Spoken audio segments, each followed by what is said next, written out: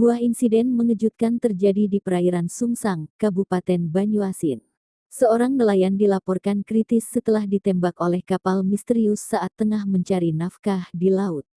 Insiden ini sontak menggegerkan warga dan kini tengah ditangani aparat berwenang.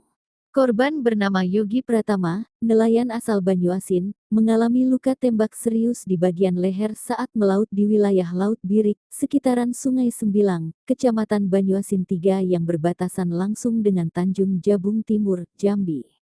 Peristiwa tragis ini terjadi pada Minggu pagi, tanggal 13 Juli tahun 2025. Yogi diduga diserang oleh kapal tak dikenal berwarna abu-abu hitam yang secara tiba-tiba melepaskan tembakan ke arah perahunya. Usai kejadian, korban langsung dievakuasi dalam kondisi kritis ke RSR Rashid Palembang. Saat ini, ia masih menjalani perawatan intensif dan menggunakan alat